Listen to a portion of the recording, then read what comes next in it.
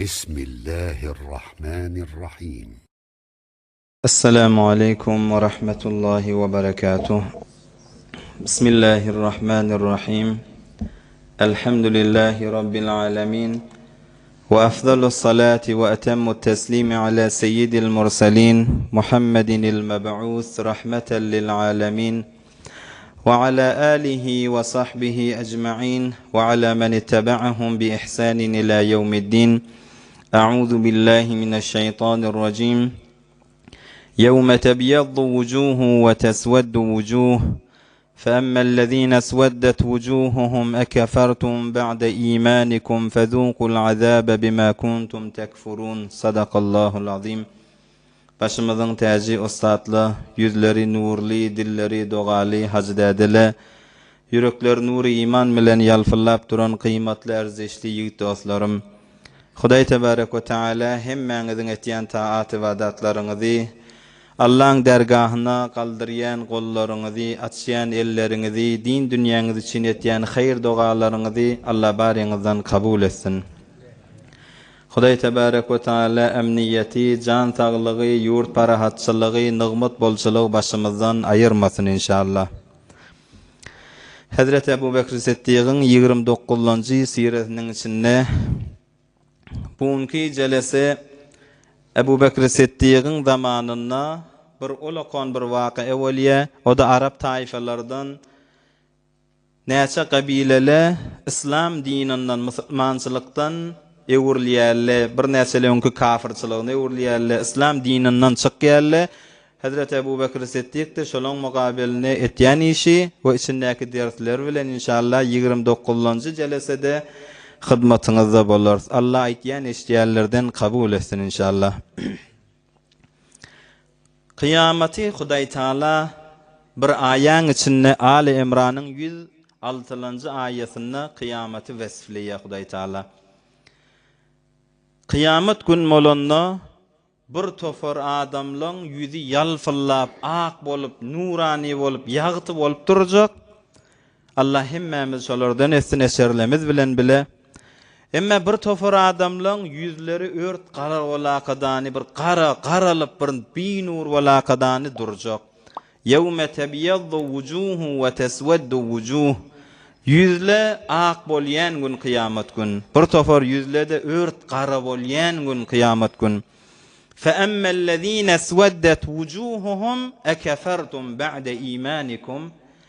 Ol yüzler qara bolyen, ört qara bolyen adamla Huday saklasın, ola siz aya kafir bollanız mı imanınızdan sonra?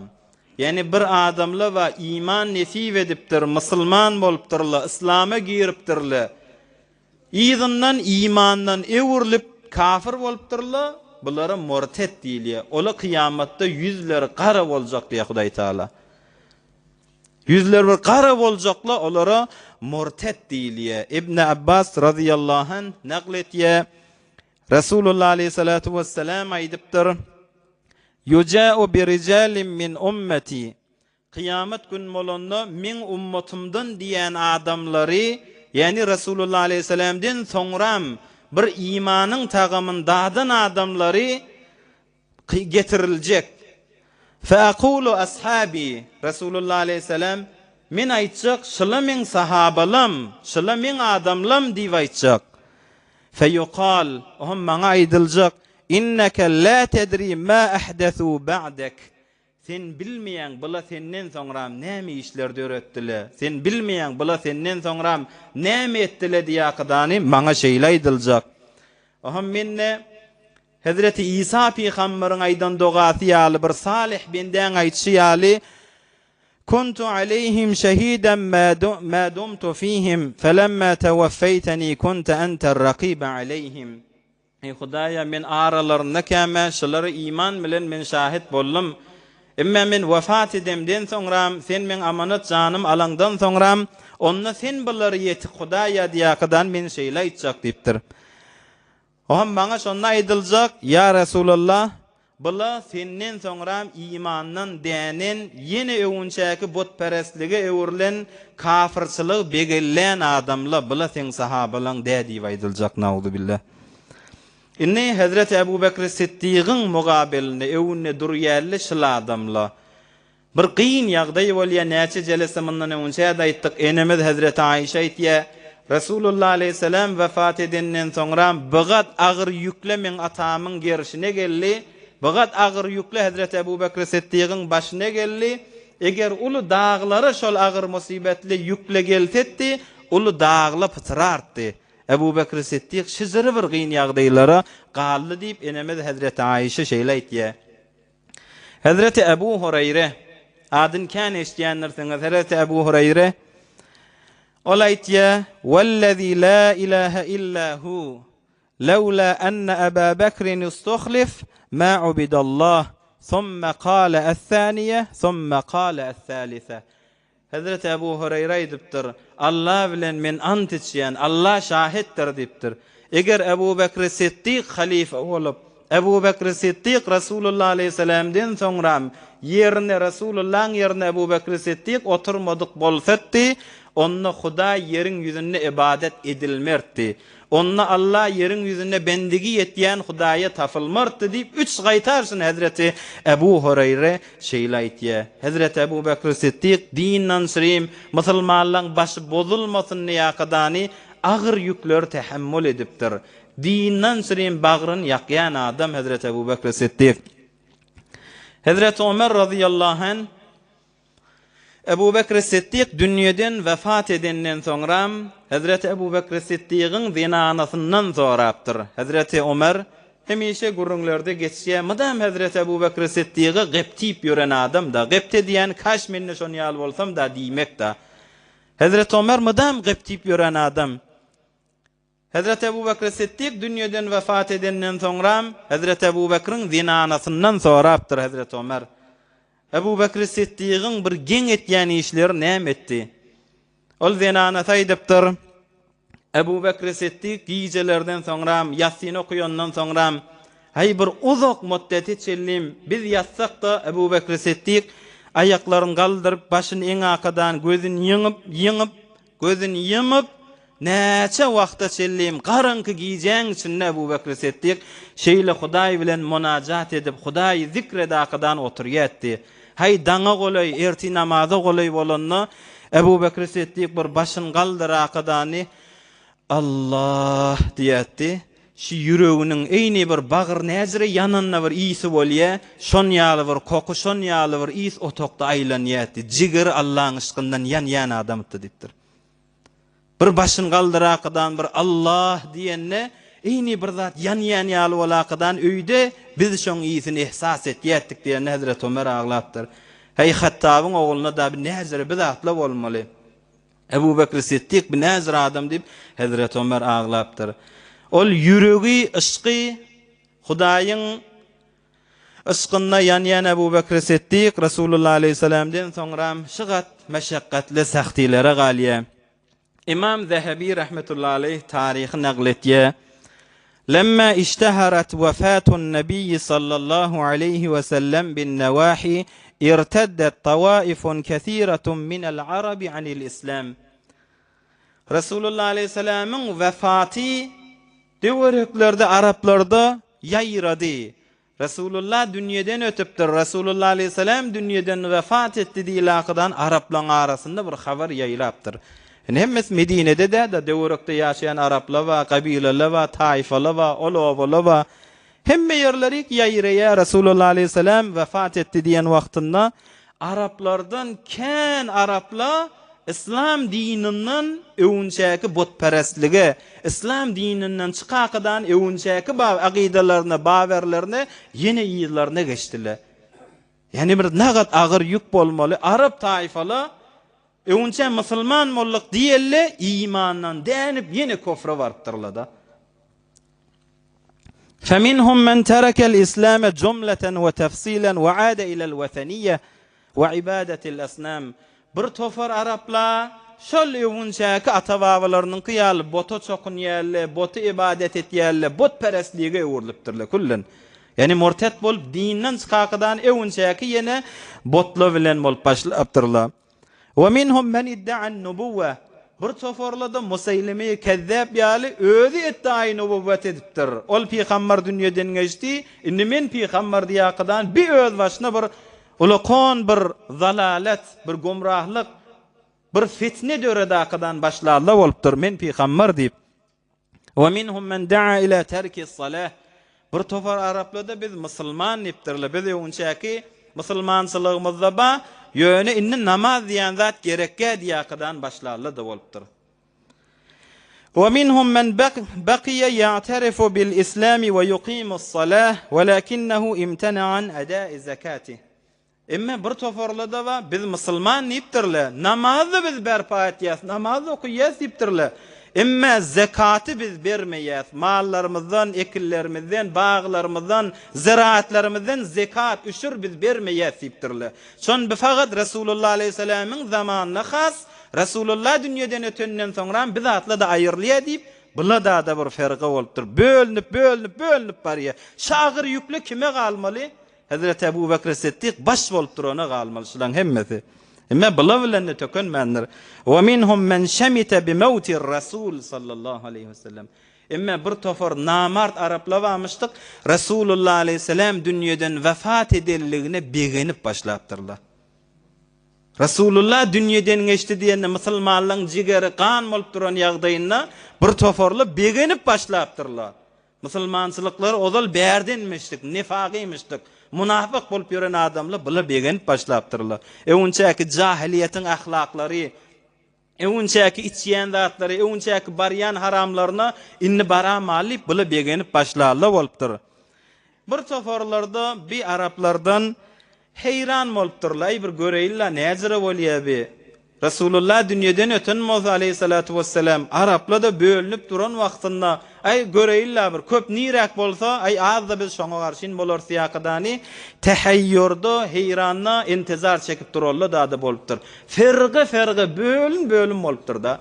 Bir toforly kullen kafir, bir toforly namaz gerekkä, bir toforly namaz bolýar, zekat gerekkä, ay bölünýärler şeýle.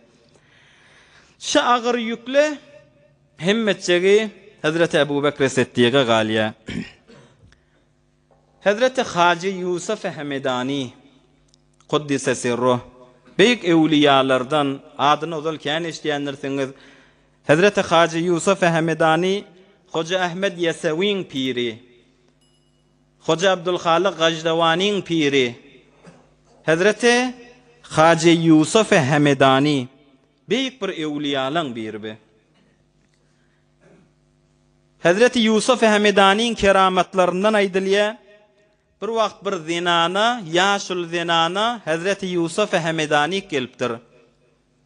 Ey Yusuf Hamedani, bir doğa et, men bir balam, men bir çağam, neçe yıl bolly, men bir qarr zinana, balan hasretinde gezipýön. Oğlum öllümi, qallymy, sowukda üşüýämi, qızgynna qızýämi, aç bolýämi, dok bolýämi, men muny bilemek. Men on ýagdaýyn bilemek, hor bolýarmy?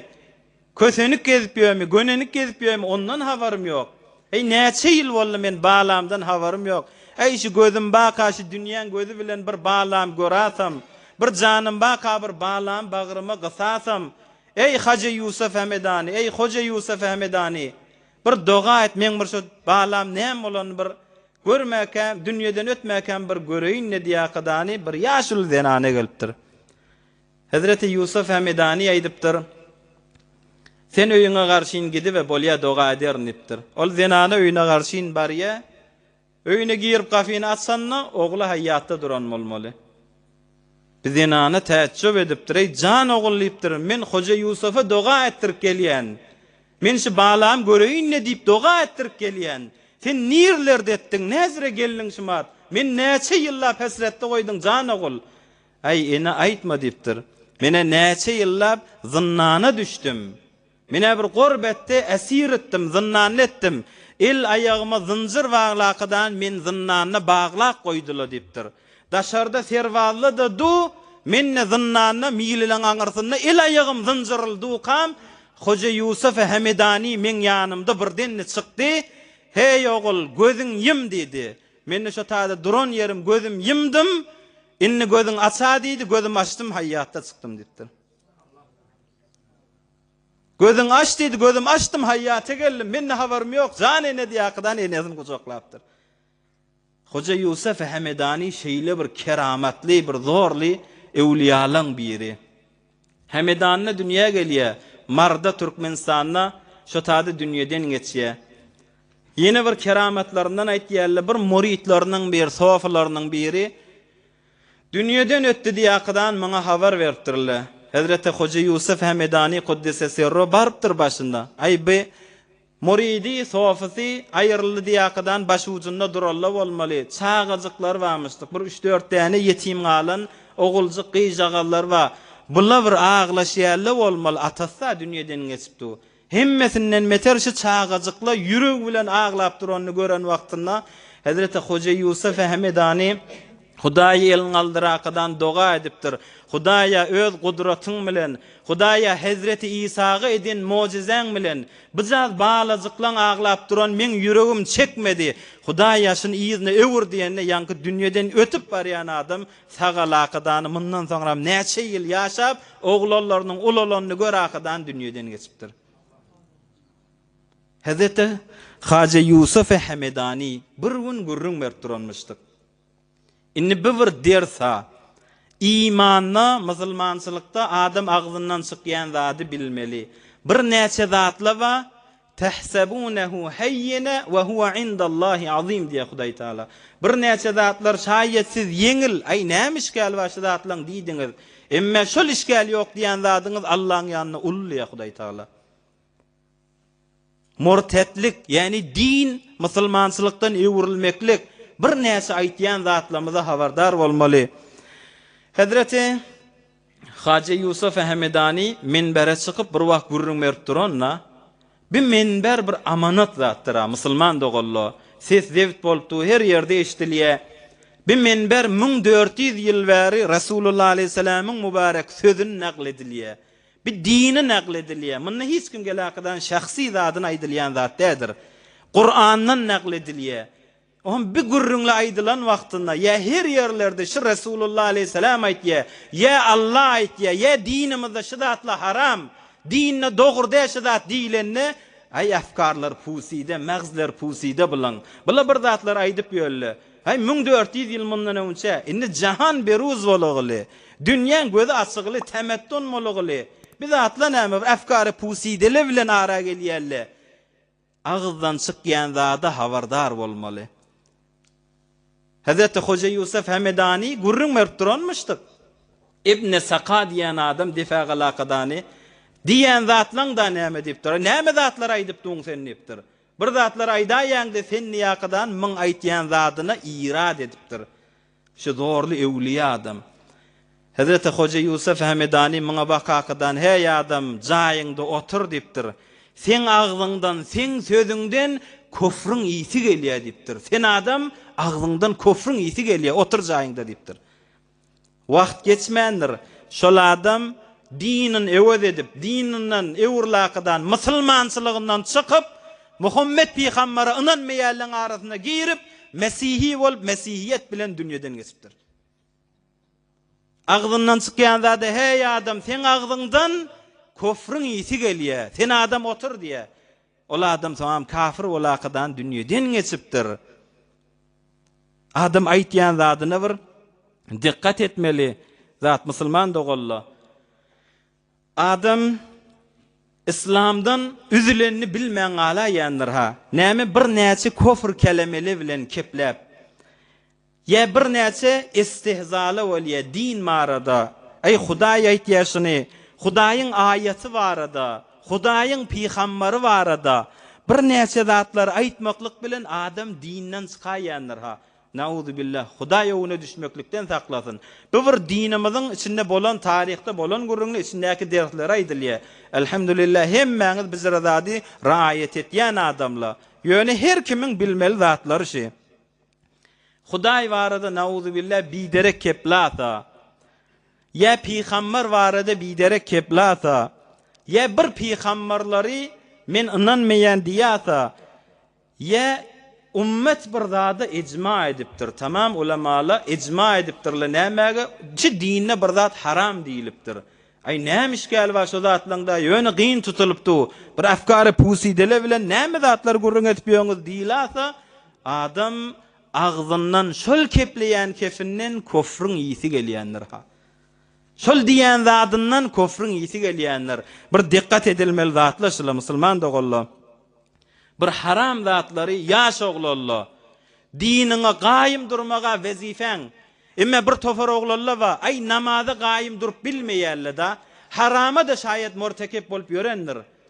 Oňa bar diýlenak, ýöne bir wagtda namaz okuymayan bolsaň da ýüreginden gynan ay mene namaz okuýamak, mene namaz okuýamak, ýogsam namaz okuýarlar gawwurýan şey diýip gelsen Hudaý sana nesip etýäşini.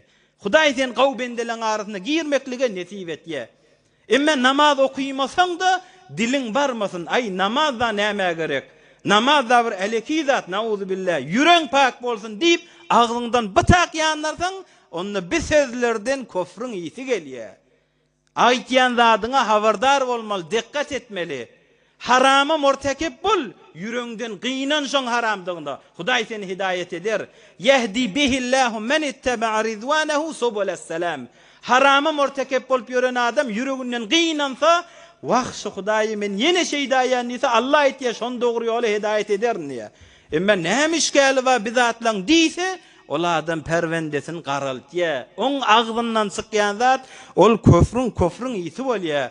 Musulman dogalla bir dikkat edilmeli zatlar şi. Ya bir istidlalla, ay bir Hudaý aýtýar şunu diýilýär, şunu Rasulullah aýtýar diýilýär. Giň zatda şi özü türkmenliň arasyndan bir näçe tapylýar ha. Giň zatda şunu Allah aýtýar, şunu Muhammed Rasulullah aýtýar diýilýär. Allah we Rasulunyň istidlalynyň mugabeline bir istidlal getirýär, bir delil getirýär.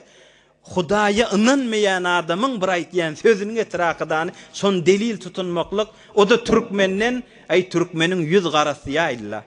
O türkmen esaletli türkmen Hudaý peýgamber söýýän adama. Bir türkmeniň ýüz garasyndan bir tapylýar. Ay meselem Darwin bey diýipdir, ya Pauling bey diýipdir. Zindigi barada bey diýipdir, ahiret barada bey diýipdir. Paulingin aýtýany bi, ya Frederick'in aýtýany bi, Darwiniň nazariýesi bi. İnsanyň aňyrsy nerden gelýär? İnsanyň aňyrsy bir meýmundan tekamül tapan bi. Olaň istidlallaryny Muhammed Rasulullah'a öňüne goýýan bir türkmeniň ýüz garasy bolýar daby. Agzyndan çykýan zatla Allah'ın aýtýan istidlalynyň mugabeline Allah'a ynanmaýanyň aýtýan zadyny getirmeklik bir ýüz garalyk diými ýaş dostlar. Hudaý Taala insanyň hilgatyny aýtýar.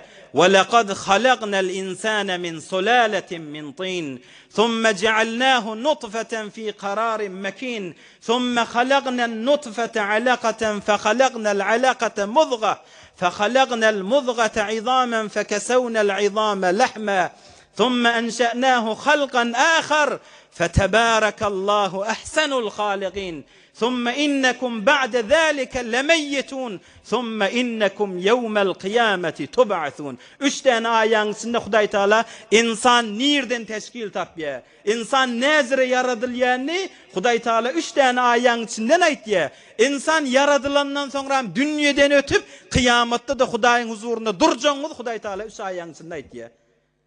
Emma insan aňyrsy meýmundan tekamül tapyly, meýmundan gelegili ya falan o falan istidlaly Hudaýyň aýtýanyň beraberine aýtýar. Magz pusidele diýe Hudaýyň aýtýan zadynyň mugabeline, Rasulullah'yň aýtýanyň mugabeline magz pusidele diýe.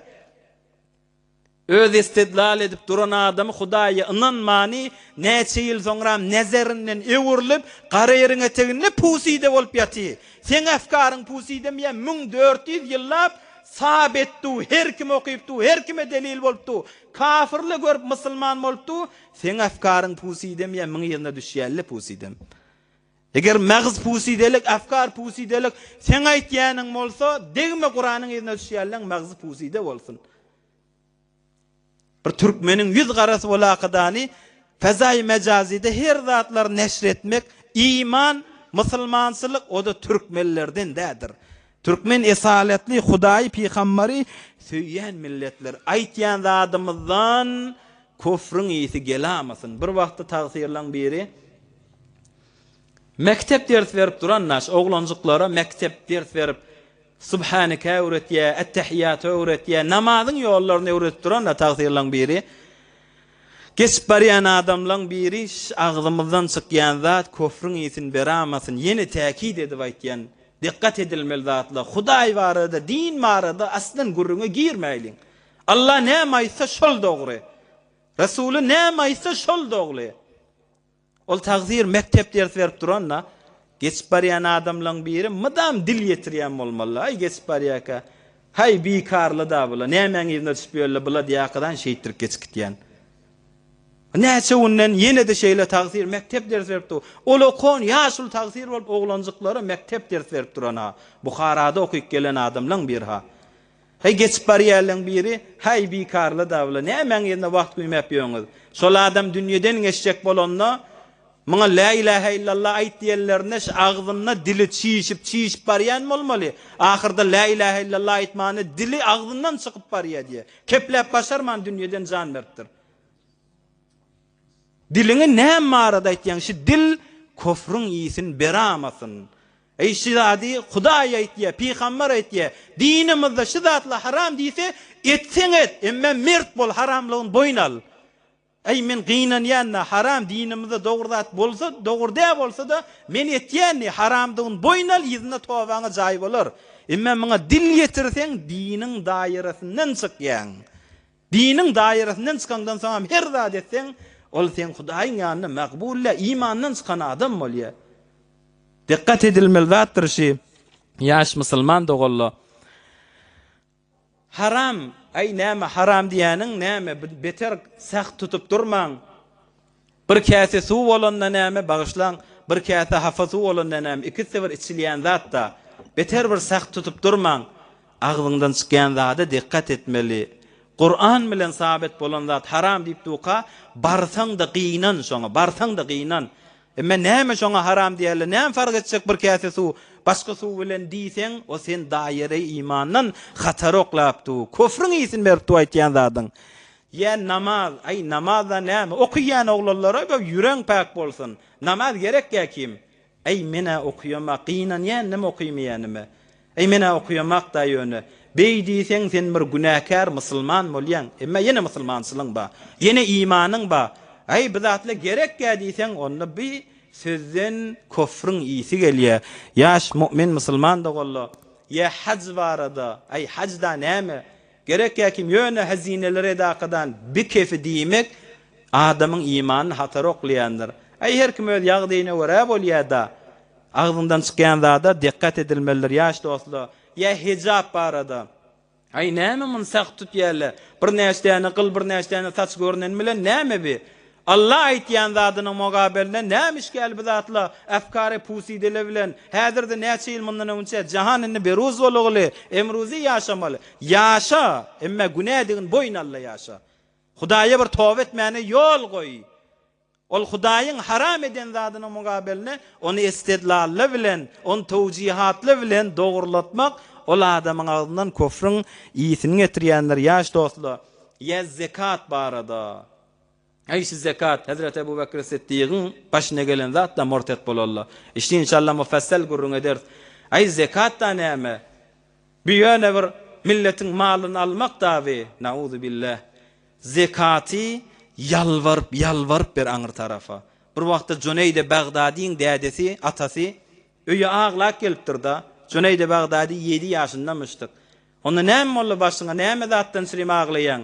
Olay dipdir, şu zekatym berjek bolýan alan adam bolmady şu zekatym dipdir. Şoňa aglapdyn. Hiç kimsin almasa men zekaty bermedik adam bolýan. Kıyamatda men yakam tutulýar Hudaýyň mugabelinde. Olardan sorulmaýa, sen näme diýip şoň zekatyny almadyň diýip, menden sorulýar, jan ogul näme diýip bermediň diýip menden sorulýar. Ataň ýaka tutularmy ka diýip gorkan dipdir. Zekat berende yalvarıp ber, jan alsyn menden diýip. Näme? Ol tarap almasa ondan sorulmaýa, sen näme diýip almadyň diýip, sen näme diýip zekatyny bermediň diýip senden sorulýar. Ay bizatly da näme? Bir musulman adamın imani hatar oklayan zatlıdır musulman da golla.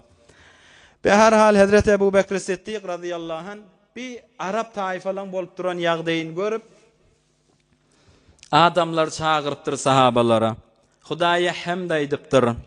Ýyzyndan bir wagt beripdir. Qabadallahu nebiyyehu sallallahu aleyhi ve sellem. Allah öz peygamberini qabz etdi ruhunu. Allah öz peygamberini vefat ettirdi. Bu qalallada şeytanın merkebine mintullah hemmesi ey sahabalar dipdir. Bir şeytan oyunu başladı. Bu adamlar hemmesini şeytan öz merkebine mindiripdi. Ve ma Muhammedun illa rasul kad halet min qablihi rusul. Ey Muhammed peygamber da öňçäki dogollar ýaly bir peygamberdi. Aya Muhammed peygamber aleyhissalatu vesselam dünýeden vefat etse siz ýyzyňyza uruljak meňiz ýene diýakydan şol aýany okuyýa. İnne min hawlikum min al-a'rabi kad mana'u şatahum ve ba'irahum. Bu Arapla biz zekaty berjekkä diýip duralla bolly, namaz okuyjekkä diýip duralla bolly. Ve kuntum ala şafa hufratin minan nar fa anqadhakum minha. Ey sahabalar ol güni ýada salaýlyň. Cehennemin pertgasyny tutdyk, cehenneme düşämal ýagdaýda iman, musulmançylyk ýok, Allahyny tanymaýan cehennemin pertgasyny duran wagtymyzda Hudaý bizi iman bilen cehennemden nijat berdi. Allah bizi ak iman tanıtırdı. Şol güni ýada salaýlyň diýip Hazrat Ebu Bekir Siddiq bir wagt berýär. Ýygynyň aýdypdyr.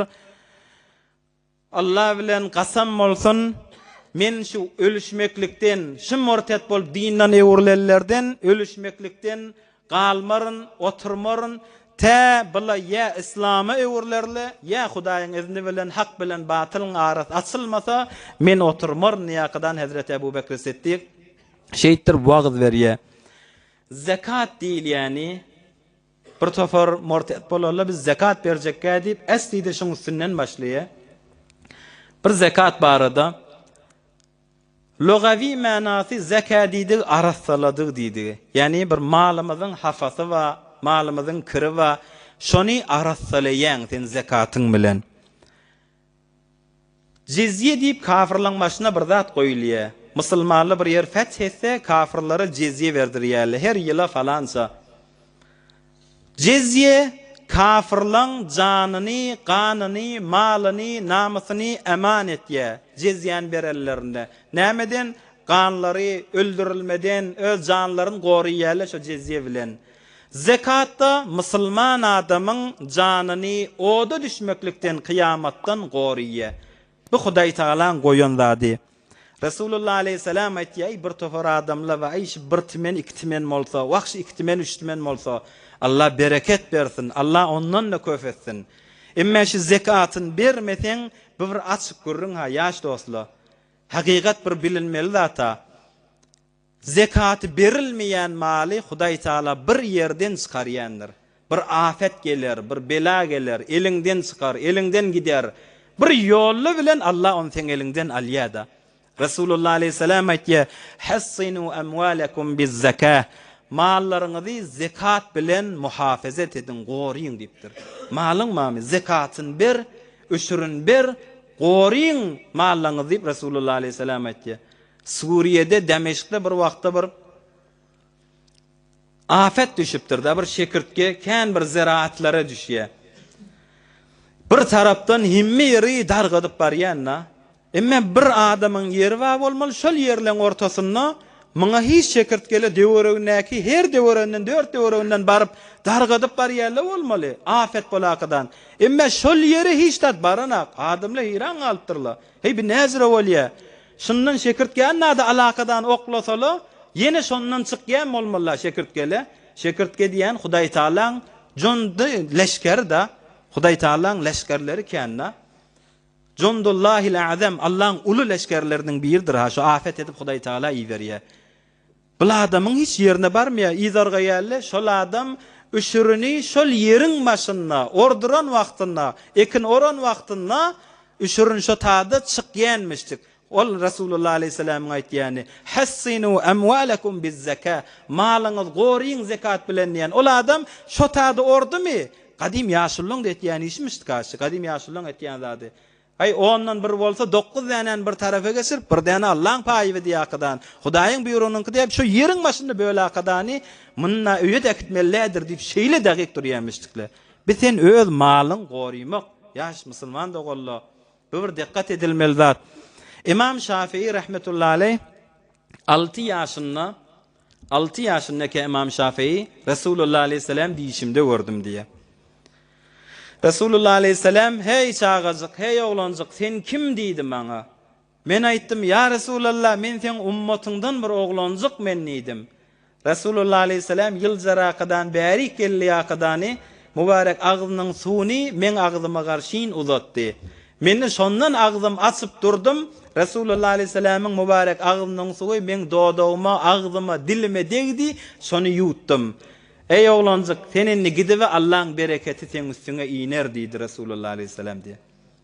Allah'ın bereketi sen üstüne iner diýdi. Kaptalyna Hazreti Ali de batdy. Bärik elin uzatdy akadan Hazreti Ali mübarek elinäki ýüzü çykar akadany men barmagyma geydirdi diye İmam Şafii rahmetullahi aleyh. Hazreti Haji Abdullah Ensari ol aýtdy, men Şafii mezhepden ne diýipdir? İmam Şafii'nin mezhebinden de. Emma İmam Şafii bir evliya adam, maqam beýik adam. Özüm Hanefi mezhepden bolsam da İmam Şafii'nin gawwar ýanipdir. Bizler de mezhebimiz Hanefi bolmaklygy bilen İmam Şafii'ni gawwar ýas. Ol İmam Şafii näme diýe? Eger dünýäni bir elimde bir tegelek çörek bolsa, bir çörek bolsa, dünýäni şu duruşuny, içindäki zatlary bilen saňa bereýli, şu elingdäki çöregi ber, dünýäni allyýsele etmer dipdir. Aýş çörek maňa bolar, dünýä maňa gerekkä dipdir. Subhanallah. Yani şu bir çörek bilen dünýäni salşyl diýsele men etmer dipdir. Ey bir dünýäni sizre äpberelle waha. Yani dünýäni halallan bolanna maňa gerekkä diýip doka, haramdan adam dünýäni ýüşürjek bolmak, Hudaýyň hakyny bitirmäni, bir timen iki timen etjek bolup, Hudaýyň buýrugyny ýerine ýetirmäni, Allah'ın uşuryny, Allah'ın zekatyny men edip, adam nirek etmeli? Ahyrda şu dünýäni ýüşürakadany nämek barmaly ýaş musulman da golla. Jahan ra gerşevi, zemin ra gerşevi malik.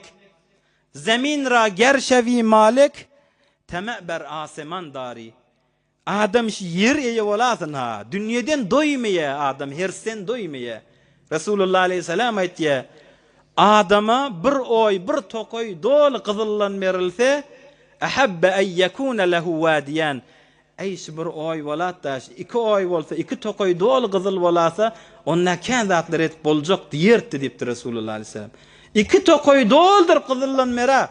Ay şu 3 tane bolsa, ay hemmeşi şu ýurtda men garip goýmaryn ýakadan 2 tane, 3 tane bolsa da diýerdi diýipdir.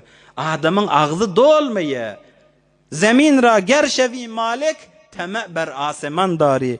Deme mordan hemi bini, ne indari, ne andari. Adam ýere bolsa da ay asmanna da alyp bolasa, ay usparyan zatlarda usurman saklasa men şu defedäkin da almany adam tama etjek da. Emma adam ayrıljak bolanna, can sıkjak bolanna ne bir yer va, ne asman galiye, ne teň üýşüriniň galiye, ne ýygnanyň galiye. Halaldan, haramdan, namaz yok, dehret yok. Biz atla bir musulmançylykdan dädir, Hudaýyň farz edip goýan zatlaryna dikkat edilmeli zatlar. Adamlaryň bir ayrıljak bolanna oglanlarynyň eline bir şinýal kagyz beripdir da. Janagul şu kagyzy men dünýeden geçemden soňra, meni gabrda jaýlaňyzdan soňra özüňiz öýe gelersiňiz. Ay mihmalla aýada gelelle hemmesi gidenden soňram şun özüňiz üý şakydany näçe doganmalakydan açdan okuýuňsun diýipdir. Bu oglanlar bolýa, dädeler dünýeden geçýär. O nama baglagylly adamla aýat berýärler, her kim gitýär, adamla ýeňilşen wagtynda dädemiz näme diýdike? Falan yer menki, falan yer senki diýdimke, oglanlar üýşe gelmen açaýlyň. Naman açýarlar, okuýarlar, jan oglanlar diýipdir. Sizin ataňyz gije günni diýen nädir? Halal haram diýen nädir? Yatmaly wagty yatan nädir? Turmaly wagty turan nädir? Sawuk gyzgyn diýen nädir? Jan ogullypdyr. Namaň içinde ýazypdyr. Sawuk gyzgyn diýmäni, gije günni diýmäni, halal haram diýmäni, namaz dehret diýmäni, şu dünýäni ýüşürenler ha jan ogul. Emma indi görýäňizmi? Aýagyma bir jorap da ýok, egimde bir egim maç da ýok. Özüm bilen alyp barýan hiç de adam ýok jan ogul. Şu ýalaňaç özüm barýan ahirata garşyn. Dädiňiziň ýalňyşyny, dädiňiziň edenişini siz etmäň jan ogul. Namazyňyz jaýynda bolsun, dähretiňiz jaýynda bolsun. Yatmaly wagt yatyň, turmaly wagt turuň. Dünýäni gyzgyn tutmaňyz, ataňyz özüne hiç de dalyp barmaýandyr. Ataňyz özü bilen hiç de dekiden nädir? Siz beýtmäň jana gullýakadan ýazypdyr. Her nagat üýşürseň de ahyry şo dämi? Mu'min musulman da golla. Bu gary ýeriňe teginde nagat hasret bilen ýatarlaba. Bu gary ýeriňe teginde nagat hasret bilen ýatarlaba. Kıyamatda bir adam ökünjek diýe. Kim adam? Halal haram diýmän mallan üýşüripdir. Özü hayrat etmändir, zekat wajibat bermändir. Dünýeden ötüp gidipdir. Emma bir salih oglu gelýär. Atasyndan galan kän mallary muny hemmesini hayrata ýaýratýar. Ol ataň eden işinden bir sogap gazanýar. Kıyamatda şol adam gynanjak, azaby oňa galýar, sogaby muňa galýar. Bu gary ýeriňe teginde kän hasret çekip ýatarlabadyr. Bu gary ýeriňe teginde piýgamberlerden, ewliýalardan, ýagşy adamlardan, sogaby muhtaç bolup ýatarlardan, jenneti gözläp gönenip ýatarlardan kändir. Allah bizi hemmemizi gowlardan etsin inşallah.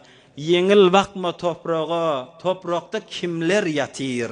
Hanymynça ewliýa, 100 000 piýgamber ýatyr. Cennette buğday iyen, gaflet köynegin giyen, hem dünýäge meýleden adam piýgamber ýatyr. Arka bile kum çeken, göz yaş bile yoğuran, käbäge sutun vuran, Halil piýgamber ýatyr. Vücuduny gurt iyen, gurt iýdikçe şükreden, belalarga sabreden Eyyub piýgamber ýatyr. Esasın ajdar eden, derya vurup yol eden, Firavun'u helak eden Musa piýgamber ýatyr. Hakyň has gullary, fikir eylesen bunlary, sanasam ol erenleri, neçe sultanlar ýatyr. Senne bir gün ölersiň, gary ýere girersiň, gary ýer eteginde köp günäkär kul ýatyr. Gary ýeriňe teginde kän günäkär gulla ýatyr, ýagşy adamlar da ýatyr. Allah bizi hemmemizi Hudaýyň buýruklaryny ýerine ýetirýärlerden, Allah'ın halalyn halal bilýärlerden, Allah'ın haramyn haram bilýärlerden etsin inşallah. Ýeriňe teginde gönenip ýatarlarda we kösenip ýatarlarda we Allah hemmemizi gönenip ýatarlardan etsin inşallah. Elhamdülillah bizatlaryna daýawdur ýalle de baha. Hudaýa köp şükür elhamdülillah. Bir ýöne bir umumy halatda diniň tawsirgysy ýakadan aýdylýar. Ýogsa bir topar imanly adamlar elhamdülillah eşdilýär, adam begenýär. Ay bir heftelep tükänni baglap goýýarlar we näçe tükänler bag bolsa hemmesini içindäki işleýärler bilen bile faqat wajibatymyz nagat bolýar, zekatymyz nagat bolýar diýip dagyk durýarlar da ba. Hudaý Taala ol bendelere öňküden nebetler janlaryna, mallaryna bereket berýändir. Bu aýdylmaklykdan faqat diniň tawsirýän zady Hazrat Ebu Bekr Siddiq bilen muhalefet etýärler, biz zekat berjekkä diýen adamlar. Bir jeleseden almal derslerimiz ýaş dostlar, iki zat muhim gurrun. Deslapqysy adam aýtýan zadyna diqqat etmeliler. Agyzyňdan çykýan zat köfrüň ýysyny beramasyn. İkilencisi Allah'ın farz et koyan zekatynyň mowzuu bolly. Adam zekatyn berse öz malyny gorymaklyktır diýakadany kitaplarda Resulullah aleyhisselam şeýle aýtýar. Hudaý tebarek we taala aýdan eşdellerden kabul etsin inşallah. Ebu Bekr Siddiq radıyallahu anh hutbasyny okuydy. Ähli reddet bilen jenge girjek, ya olar İslam'a girerler, ya Hudaý hak bilen batylyň arasyny asar diýakadany sahabalar bilen taýýarlanýar. İnşallah geljek jelesede bolýan wakyalar içindäki dersler bilen hyzmatyňyza ýetirer. Allah işden aýdan eşdellerden kabul etsin inşallah. Ötellen ruhsat bolar ýaly bir elham üç ihlas okyp daşarda eserde gulak asallaň täzeden köneden umidwarlary bardyr, dünýeden ötelleri bardyr. Olan hakkında dua ederiz. okuyverin. برای مشاهده ویدیوهای بیشتر به کانال یوتیوب سخنرانی های علمای ترکمن سر بزنید، مشترک بشید و منتشر کنید، اجر ببرید.